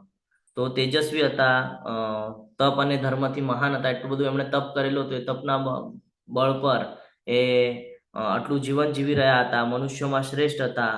અને ધર્મ માટે થઈને છેલ્લે સુધી એમણે લડવાનું નિશ્ચિત કર્યું કે ભાઈ મારું જ્યાં સુધી હું જીવન જીવું છું ત્યાં સુધી હું પાંડવો તરફ રહીશ અને હું પાંડવો તરફથી યુદ્ધ કરીશ. આ એમનું સૌથી મોટું વચન હતું કે ધર્મ માટે હું કોઈ દિવસે અવરોધ એટલે ઓલું નહીં કરું, કોઈ દિવસે ખમાડીશ નહીં. ધર્મ માટે મને જ્યાં બોલાવવામાં આવશે ત્યાં આવીશ અને જે યુદ્ધ કરવાનું કહેશે એ યુદ્ધ કરવા માટે હું સક્ષમ રહીશ. તો આ યોદ્ધાઓ આપણને શું દર્શાવે છે બધા? હરે કૃષ્ણ. શું સમજાવે છે અહીંયાથી? એમની પાસેની જે ટીમ છે બહુ ઓછી ટીમ છે. આપણે જોઈએ તો 7 અક્ષોણી એટલે બહુ ઓછી ટીમ છે, અને સામેના પક્ષે 11 અક્ષોણી છે તો બહુ મોટી ટીમ છે. તો અહીંયા આપણને ખબર પડે છે કે પાંડવોનો જે પક્ષ છે ને એ સંખ્યાથી નથી મોટો, પણ ત્યાં શું વધારે છે તો કે ગુણવત્તા. એ લોકોની જે ક્વોલિટી છે આ ક્વોલિટી વધારે છે એ લોકો પાસે. તો હંમેશા ધ્યાનમાં રાખવાનું છે કે મેજોરિટીમાં રહેવાનું નથી આપણે, કારણ કે મેજોરિટીમાં રહીશું ને તો ત્યાં બધું નુકસાન જ થવાનું છે. હંમેશા ક્યાં રહેવાનું છે? જ્યાં ભક્ત છે. તમે જુઓ, ભક્ત હંમેશા એકલો દેખાય છે ને. ભક્તને વધારે કોઈ નજીક ન જાય. ભક્તની નજીક ખાલી ભક્ત જઈ શકે. ભગવાનની ઈચ્છા હોય એ જ વ્યક્તિ ભક્તની નજીક જઈ શકે, બાકી બીજું કોઈ કેટલું પણ પ્રયત્ન કરે તો ભક્તની નજીક જઈ શકતું નથી. તમે તમારા ઓફિસમાં તિલક કરીને જાઓ, ધોતી કુર્તો પહેરીને જાઓ અને માળા બેગ લઈને જાઓ, માળા કરવા બેસો તમારે દૂર ભાગશે બધા. તો આ સમજવા જેવું છે. તો અહીંયાથી આપણને એ શીખવા મળે છે કે ગુણવત્તા મહત્વની છે, કે યોગ્યતા શું છે એ જાણવું જરૂરી છે. અને આ જેટલા પણ યોદ્ધાઓ છે આ બધા સ્વખુશીથી આવ્યા હતા. એમને કોઈને બોલાવવામાં નહોતું આવ્યું કે ભાઈ અમારા તરફથી યુદ્ધ કરો. આ બધા આવ્યા હતા. શું કામ? એ લોકોને ખબર હતી કે ત્યાં કૃષ્ણ ભગવાન છે. આ બધા ક્યાંક ને ક્યાંક જાણતા હતા કે ત્યાં મહાન શક્તિ છે. તો અમે બધા હંમેશા એના સાનિધ્યમાં જ કામ કરવા માટે તત્પર રહીએ. ભગવાનના પ્રસન્નતા માટે કામ કરવા માટે એ લોકો ત્યાં હતા. નહીં તો એ લોકો ચાહત તો એ લોકો આ ટીમમાં પણ જઈ શકતા હતા. એ લોકોને એવું કોઈ બંધન નહોતું કે આ ટીમમાં જવું કે ઓલી ટીમમાં જવું. કોઈ પ્રકારનું એ લોકોને બંધન નહોતું. બધા સ્વેચ્છાથી પ્રેમથી આ કૃષ્ણ પ્રત્યે કર્મ કરવા માટે તત્પર હતા. કે જ્યાં કૃષ્ણ છે ત્યાં વિવિધ સ્વભાવના લોકો પણ એકત્રિત થાય છે. કે જ્યારે ભગવાનની વાત આવે ત્યારે આપણે હંમેશા ભગવાન કીધેલા પ્રમાણે, શાસ્ત્રમાં વર્ણન કર્યું હોય એ પ્રમાણે આપણે હંમેશા નિર્ણય લેવા જોઈએ. જો અહીંયા ફરીથી આવે છે, દુષ્ટકેતુ શિશુપાલના પુત્ર છે, જેઓ પાંડવોથી લડ્યા હતા. શિશુપાલ ભગવાનની કૃષ્ણ વિરુદ્ધ હતા, પાંડવ વિરુદ્ધ નહીં.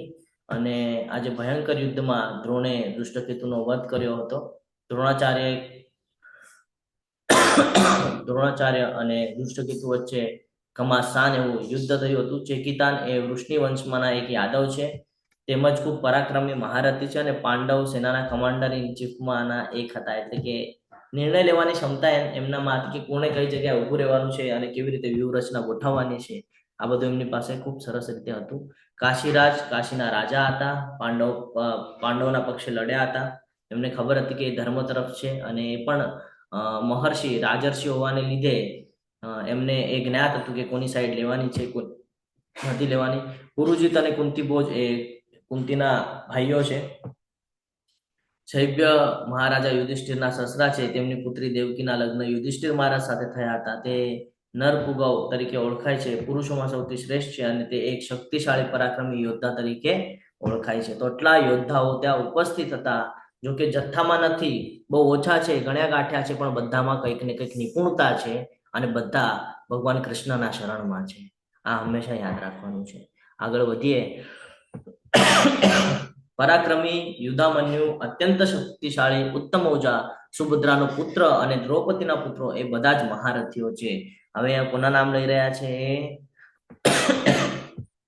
પરાક્રમી યુધામન્યુ, અત્યંત શક્તિશાળી ઉત્તમ ઓજા, સુભદ્રાના પુત્ર અને દ્રૌપદીના પુત્ર એ બધા જ મહારથીઓ છે. શું કામ એમ કીધું છે?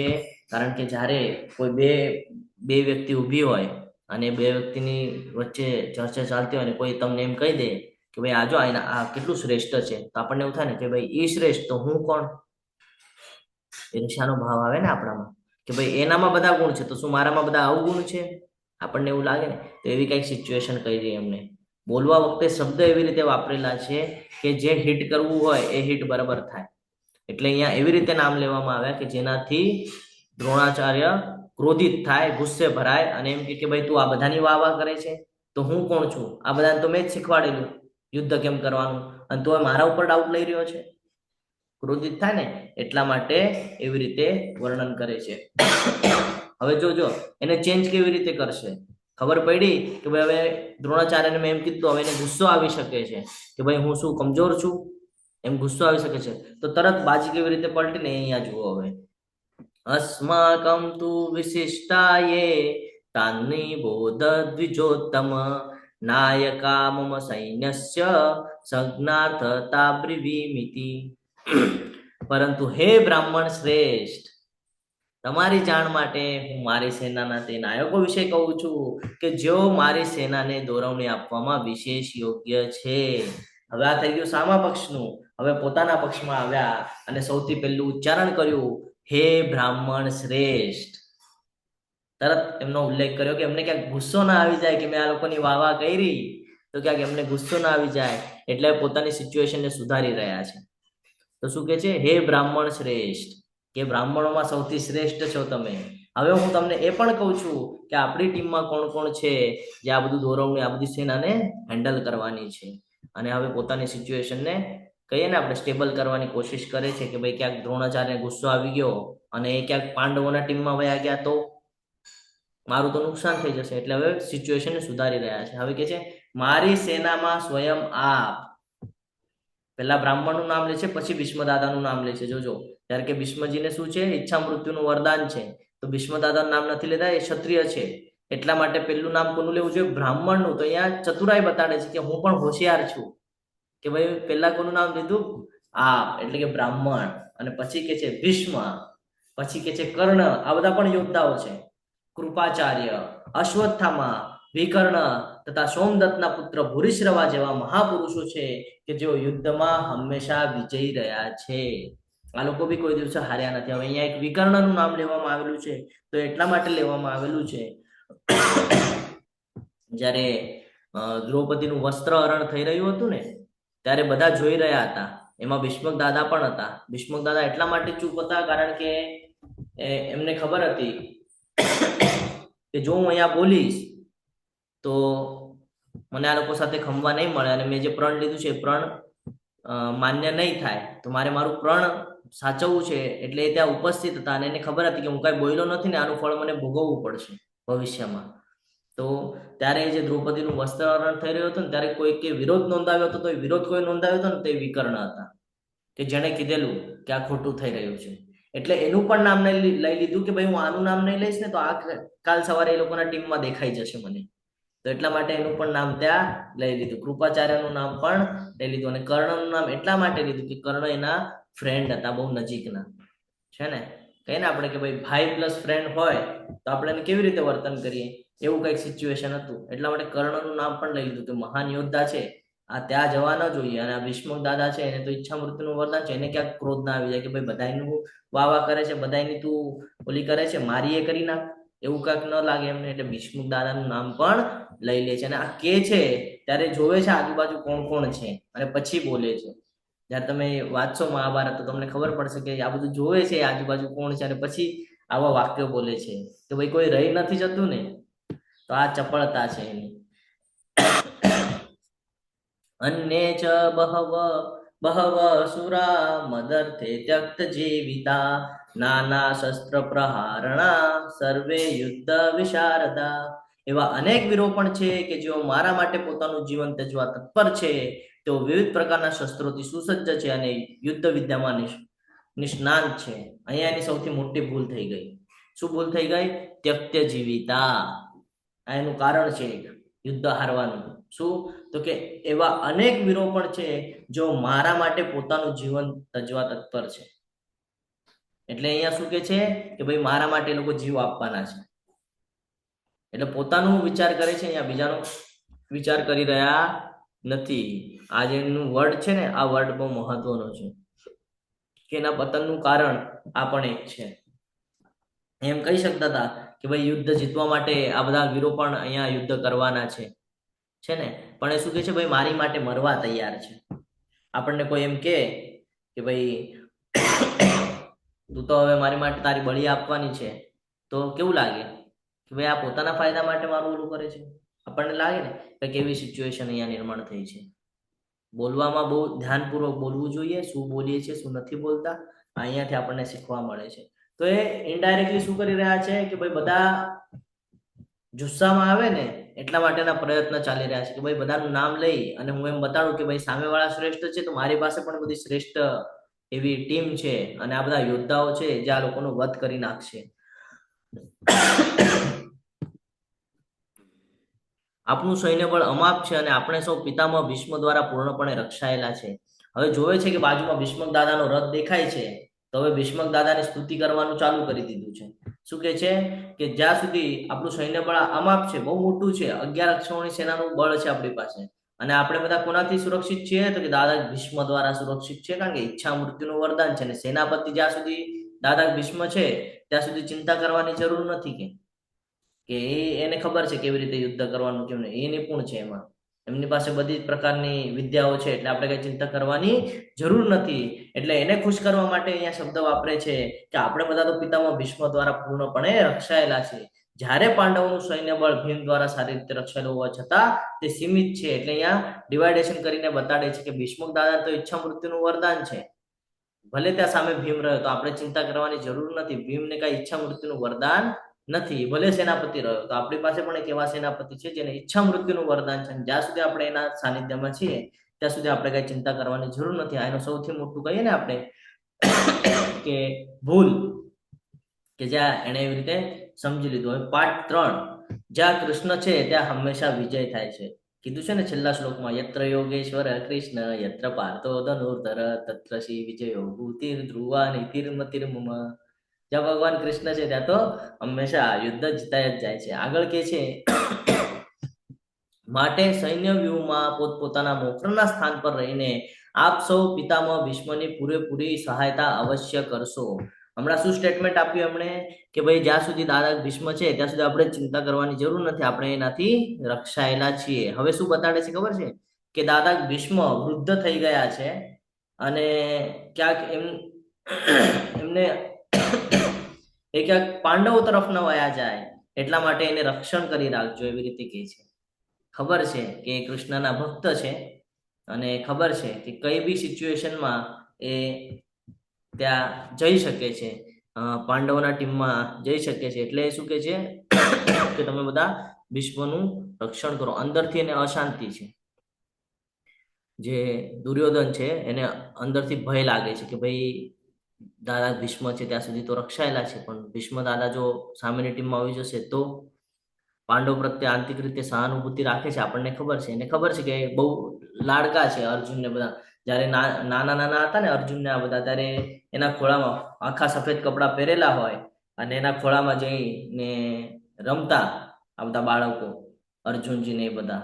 તો એમને ખૂબ મજા આવતી. ત્યારે જોતા પણ નહીં કે ભાઈ માટી ધૂળથી કપડાં ખરાબ થાય છે કે સુકાઈ જ જોતા ને. એટલો બધો પ્રેમ હતો એને અર્જુનને બધા પ્રત્યે, ભીષ્મક દાદાને. તો એને એ પણ ટેન્શન છે કે ભાઈ આંતરિક રીતે તો એને સહાનુભૂતિ છે તો ક્યાંક વયા ન જાય છે ને. તો ક્યાંક આપણે કહીએ ને કે ભાઈ બે જગ્યાએથી વિચાર કરવામાં આવે, એક દિલથી ને એક મનથી. તો કે મનથી ભલે આપણી તરફ રહ્યા પણ એનું જે હૃદય છે એ તો પાંડવો તરફ આકર્ષિત છે, પાંડવોના સાનિધ્યમાં છે એમ કે. તો ક્યારે પણ ત્યાં જઈ શકે છે મનથી. તો એટલા માટે કે છે કે હંમેશા મોખરના સ્થાન પર રહીને તમે જ્યાં ને ત્યાં છો ત્યાંથી ત્યાં રહીને તમે પિતામહ ભીષ્મની પૂરેપૂરી સહાયતા કરજો. સહાયતા કરજો એટલે શું કે એના ઉપર વોચ રાખજો, એમ કહેવા માંગે છે અહીંયા. શું કહેવા માંગે છે કે એના ઉપર વોચ રાખજો કે આ સામેના પક્ષમાં વયા ન જાય. એટલા માટે અહીંયા આવી રીતે શબ્દ વાપર્યા છે.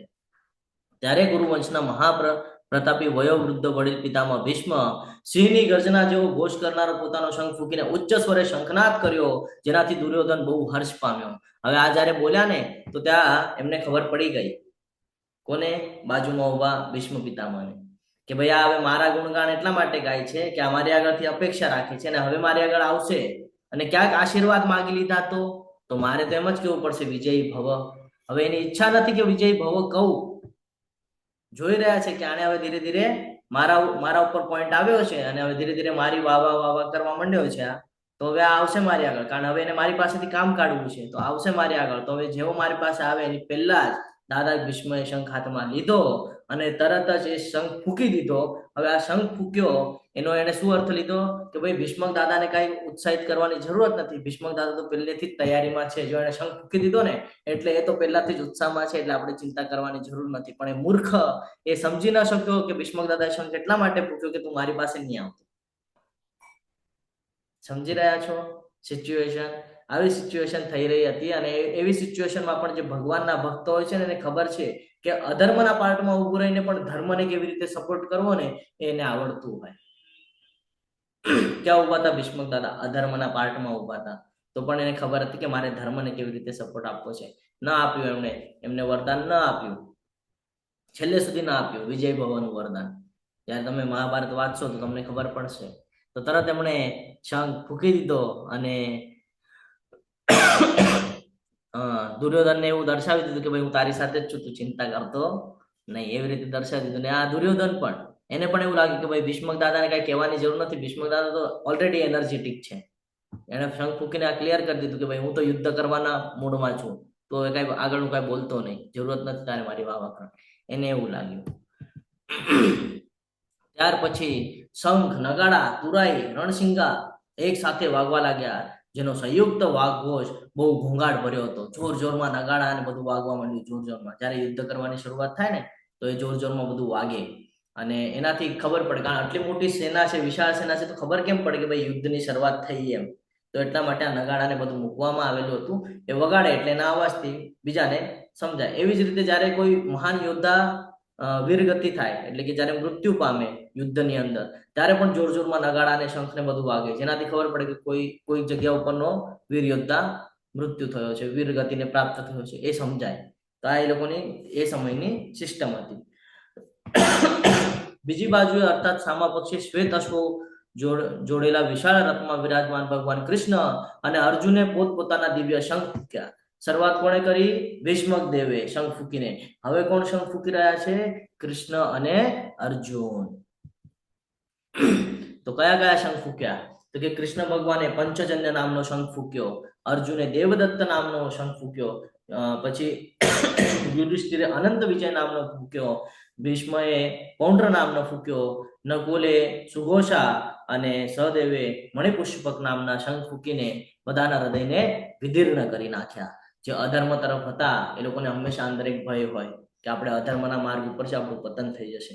તો એવા જે લોકો હતા એ લોકોના હૃદયને ચીરી નાખ્યા એટલો આ શંખનો અવાજ હતો. એટલે કે વાઘ ને સિંહની જે ત્રાડ હોય ને, એ ત્રાડનો જે અવાજ થાય ને એવો કઈક અવાજ એ સમયે એ શંખોનો હતો, જે શંખોના અવાજથી જ ઘણા બધાના મૃત્યુ ત્યાં જ થઈ ગયા.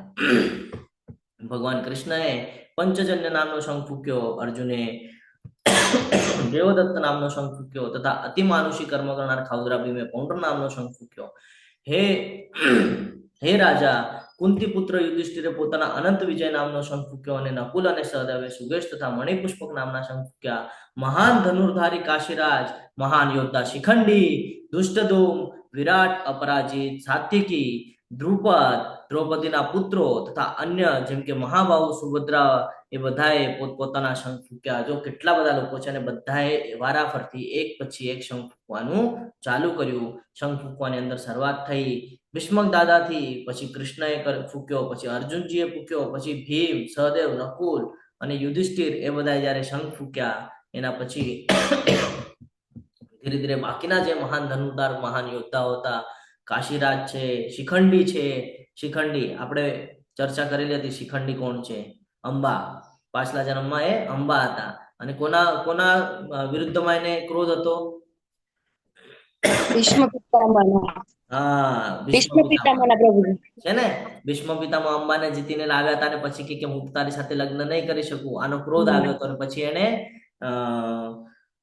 યુદ્ધ કરાવ્યું હતું. કોની પાસે? કોની સાથે યુદ્ધ કરેલું હતું? ભીષ્મક દાદાનું યુદ્ધ કરાવ્યું હતું. કોની સાથે કરાવ્યું હતું? પરશુરામજી સાથે યુદ્ધ કરાવ્યું. અને યુદ્ધ થયા પછી શિવજી પાસેથી વરદાન લીધું કે મને આના વિશે ક્રોધ છે, મારે આનું વધ કરવો છે ત્યારે એને વરદાન મળ્યું કે ભાઈ આવતા ભવિષ્યમાં તમે કારણ બનશો એના વધનું, અને એ આ શિખંડી છે જે અત્યારે પાંડવોની સેનામાં ઉપસ્થિત છે. બહુ મહત્વનો પાઠ છે આ. જ્યારે આપણે મહાભારત વાંચીએ તો આપણને ખબર પડે કે શિખંડીનું કામ શું હતું. બહુ મહત્વનો પાઠ છે. પછી દુષ્ટધુમ, વિરાટ રાજા, અપરાજિત, સાત્વિક, દ્રુપદ, દ્રૌપદીના પુત્રો અને સુભદ્રા અને એ બધાના જે કાંઈ પણ પુત્રોને બધા જે કાંઈ પણ હતા એ લોકોએ એક એક કરીને પોતપોતાના શંખ ફૂંક્યા અને એલાન કરી દીધું કે હવે યુદ્ધ કરવાનું છે. સિચ્યુએશન યાદ રાખજો, ભૂલતા નહીં, કારણ હવે ટ્વિસ્ટ આવવાનો છે આગળ.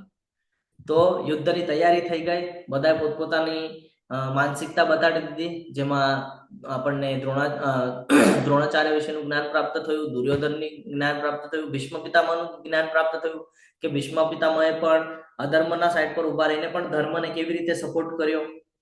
આપણી સાથે પણ એવું થાય કે આપણે કોઈક વાર ખોટા જગ્યા પર આવી ગયા હોય અને આપણને એવું થાય કે ભાઈ અહીંયાથી હવે નિર્ણય લેવું છે તો શું લેવાનું. તો આવી સિચ્યુએશનમાંથી પણ કેવી રીતે નીકળવાનું એ દાદા ભીષ્મક પાસેથી આપણને શીખવા મળે છે. ઘણા બધા જગ્યાએ નામનો ઉચ્ચારણ થાય છે તો એના અર્થ આપણે જાણવા જરૂરી છે.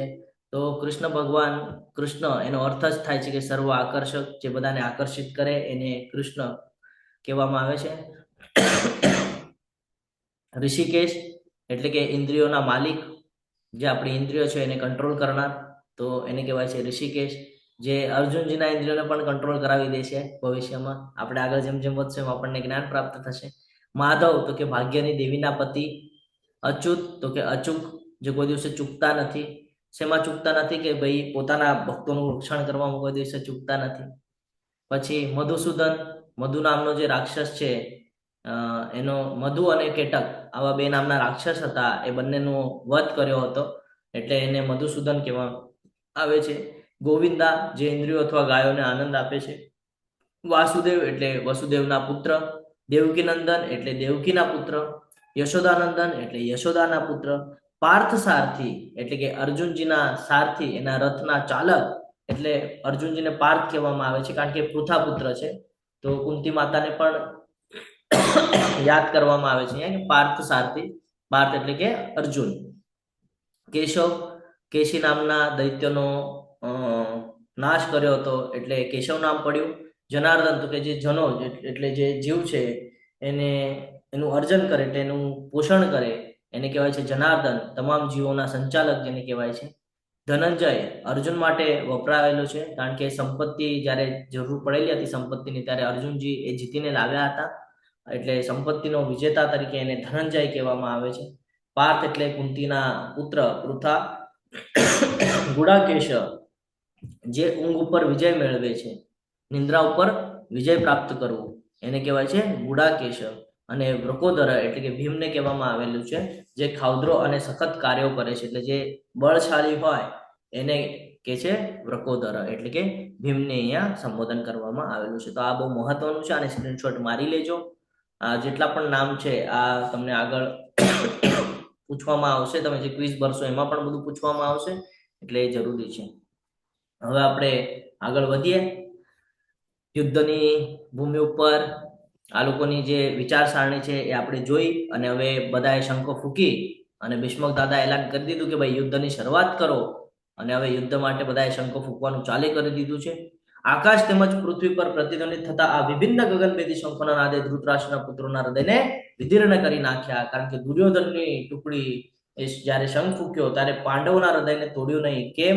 કારણ કે ધર્મ તરફ હતા અને એમની સાથે કોણ હતું?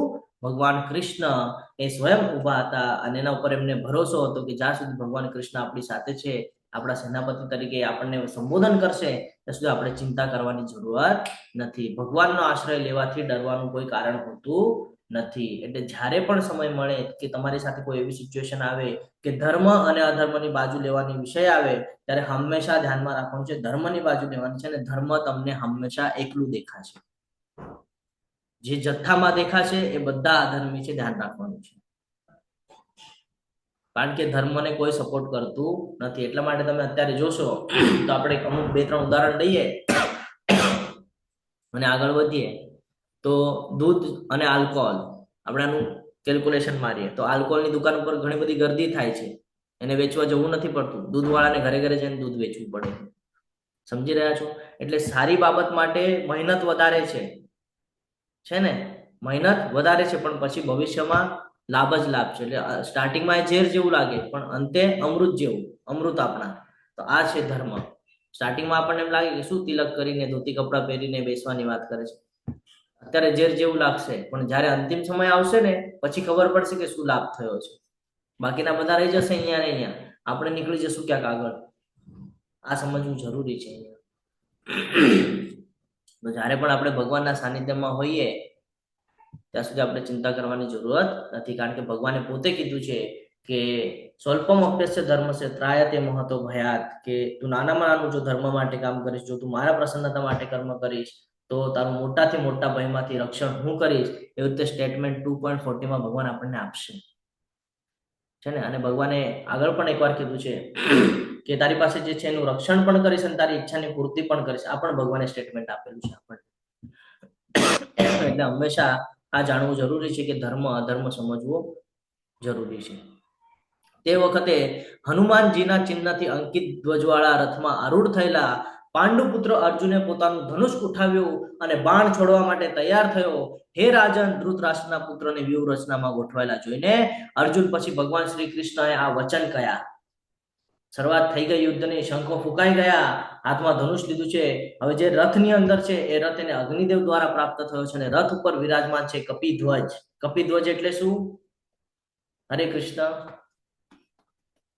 હનુમાનજી. હનુમાનજી. આ પણ એક કથા છે. તમે ઈચ્છો તો હું 2 મિનિટમાં કથા લઈ લઉં તો તમને ખબર પડી જાય કે હનુમાનજી ત્યાં શું કામ વિરાજમાન છે. હા પ્રભુજી. ઓકે. તો એક સમયની વાત છે કે માતા કુંતી અને ભીમ, વાયુપુત્ર ભીમ એ જઈ રહ્યા હતા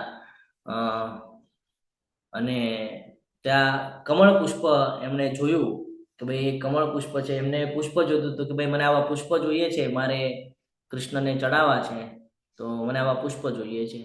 તો કે આ ક્યાંથી આવ્યો છે? તો કે આ ઉપર ટેકડી ઉપરથી ક્યાંકથી વહેતા વહેતા આવેલું હોય એવું લાગે છે. તો એને કહે છે કે ભાઈ લઈ આવો ને. તો ભીમ તો જાય છે જોર જોરમાં, એના ગતિએ જાય છે. તો ત્યાં એક વાનર બેસેલું છે અને લાંબી એવી પૂંછ છે એની. તો એને પ્રણામ કરે છે અને કહે છે ભાઈ મારે આગળ જવું છે અને આ વચ્ચે જ તમારું પૂંછડું છે, તો એને સરકાવો ને તો હું આગળ જઈને જઈ આવું અને મારે જે કામ કરવું છે એ હું કરી આવું એમ કે. તો એ કહે છે ભાઈ હું તો વૃદ્ધ છું, મારાથી કાંઈ હલાવી શકાય એવું નથી, તો તમે જ ઉપાડીને મૂકી દો ને સાઈડ પર, કે તમને ઓલું લાગતું હોય તો ભીમને એમ કે ભાઈ હું તો બહુ બળશાળી, મારામાં તો બહુ બળ છે, હમણાં ઉપાડીને 2 મિનિટમાં મૂકી દઈશ સાઈડ પર. જાય છે, તરત આમ પકડે છે, ઉપાડે છે, પ્રયત્ન કરે છે, ઉપડાતું જ નથી. 2 વાર 3 વાર પ્રયત્ન કરે, પછી સમજી જાય છે કે આ કોઈ સાધારણ વાનર નથી. ભીમથી નથી ઉપડાતું એટલે આ સાધારણ વાનર નથી.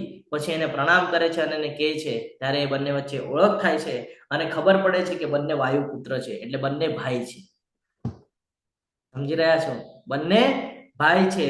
તો પછી એને કહે છે કે ચિંતા નહીં કરતા, ભવિષ્યમાં જ્યારે તમને મારી જરૂર પડશે ત્યારે હું તમારા યુદ્ધમાં તમારી સાથે હોઈશ.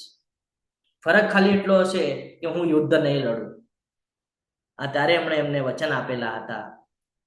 કોણે? હનુમાનજીએ. કોને? એના ભાઈને. કોણ? વાયુપુત્ર ભીમને. અને એ ક્યાં વિરાજમાન છે? અર્જુનજીના રથ ઉપર, જેની પાસે 8 પ્રકારની સિદ્ધિ છે. અણિમા, ગરિમા, લગીમા, આવી 8 પ્રકારની સિદ્ધિઓ છે કે મોટામાં મોટું થાય, નાનામાં નાનું થાય, સૂક્ષ્મમાં સૂક્ષ્મ થાય, ઈચ્છા કરે ત્યાં પહોંચી જાય, સૌથી બળશાળી છે. અને એ ક્યાં વિરાજમાન છે? અર્જુનજીના રથની ઉપર. તો આ બધી દૈવી શક્તિઓ છે બધી, જો તમે સમજો તો બધી ત્યાં ઉપસ્થિત છે. કેમ? કારણ કે ત્યાં કૃષ્ણ છે. કોણ છે ત્યાં? કૃષ્ણ છે. એટલે જ્યાં કૃષ્ણ ઉપસ્થિત છે ત્યાં બધી દૈવી શક્તિઓનું વાસ હોય છે. એટલે હંમેશા ધ્યાનમાં રાખવાનું છે, અધર્મનો સાથ દેવા કરતા ધર્મની બાજુમાં ઊભું રહેલું ક્યારે પણ સારું છે, ક્યારે પણ યોગ્ય છે. કોઈ દિવસે અધર્મનો સાથ દેવો જોઈએ નહીં. તો હવે અહીંયા સિચ્યુએશન એવી થઈ કે હનુમાનજીના ચિહ્નથી અંકિત ધ્વજવાળા રથમાં આરૂઢ થયેલા પાંડુપુત્ર અર્જુને પોતાના ધનુષને ઉઠાવ્યું અને તે બાણ છોડવા માટે તૈયાર થયા. હે રાજન, ધૃતરાષ્ટ્રના પુત્રોને વ્યૂહરચનામાં ગોઠવાયેલા જોઈને અર્જુનને પછી ભગવાન શ્રી કૃષ્ણને આ વચન કહ્યા. હવે અર્જુનજી અને કૃષ્ણજી વચ્ચેનો સંવાદ શરૂઆત થઈ રહી છે. મહાન વીર અને કૃષ્ણ ભક્ત અર્જુને યુદ્ધ કરવાની ના પાડી. શા માટે ધનુષ્ય નીચે મૂક્યું એના હવે અહીંયા આપણને પોઈન્ટ્સ મળશે કે અર્જુનજી યુદ્ધ કરવાની ના શા માટે પાડી રહ્યા છે.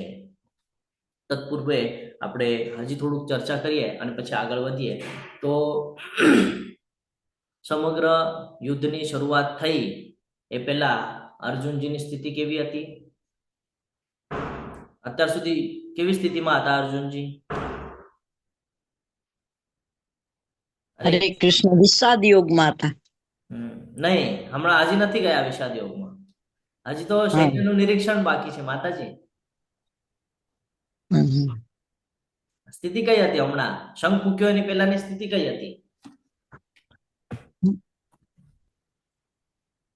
જુસ્સામાં હતા ને, યુદ્ધના મેદાનમાં ઉતરી ગયા છે, શંખ ફૂકી નાખ્યો છે. શંખ ફૂકવાનો અર્થ જ એ છે કે ભાઈ મારે યુદ્ધ કરવું છે, હું યુદ્ધ કરવા માટે તત્પર છું. આ જેનો મિનિંગ થાય ને, હું જો યુદ્ધના મેદાનમાં ઉભો છું, ક્ષત્રિય ધર્મ ધરાવું છું અને હું શંખ ફૂકું છું, આનો અર્થ શું? કે ભાઈ હું યુદ્ધ કરવા માટે તૈયાર છું. અત્યાર સુધી એ યુદ્ધ કરવા માટે તૈયાર હતા, હવે કઈક સિચ્યુએશન બદલાઈ જશે. અત્યાર સુધી જે નામ હતું, આ અધ્યાયને બે નામ આપવામાં આવેલા છે.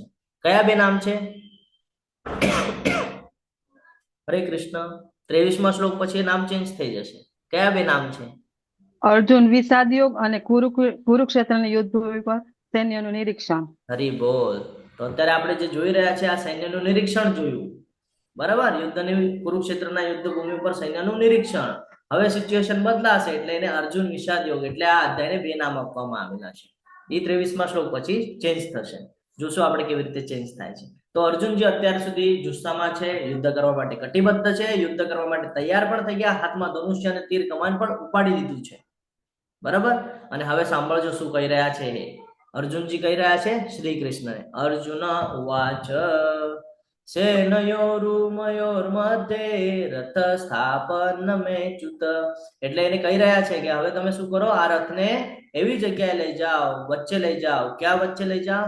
તો કે યાવદેતા નિરીક્ષે હમ યોદ્ધુકામાન વસ્તિતાન. ક્યાં લઈ જવાની વાત કરે છે? કે એવી જગ્યાએ લઈ જાઓ કે જ્યાંથી હું જોઈ શકું કે આ યુદ્ધની ભૂમિ ઉપર એકત્રિત થયેલા કોણ કોણ યોદ્ધાઓ ઉપસ્થિત છે. અર્જુને કહ્યું, હે અચ્યુત, કૃપા કરી મારા રથને બંને સૈન્યોની વચ્ચે ઉભો રાખો, જેથી અહીં ઉપસ્થિત યુદ્ધ કરવાની ઈચ્છાઓ વાળાઓ અને આ મહાન શસ્ત્ર સંઘર્ષમાં જેમની સાથે મારે લડવાનું છે તેમને હું જોઈ શકું. આપણે પણ જીવનમાં શું ભૂલ કરતા હોઈએ છીએ? આપણે સૈન્યનું નિરીક્ષણ જેમ કરીએ એવી રીતે આપણે આપણા જીવનનું નિરીક્ષણ જ કરતા નથી અને આપણે કૂદકો મારી દઈએ છીએ, છે ને, ભૌતિક જગતની અંદર. આપણે જાણવું જોઈએ કે આપણે જે યુદ્ધ કરવાનું છે તો પહેલું યુદ્ધ તો પોતાનું જ પોતા સાથે કરવાનું છે.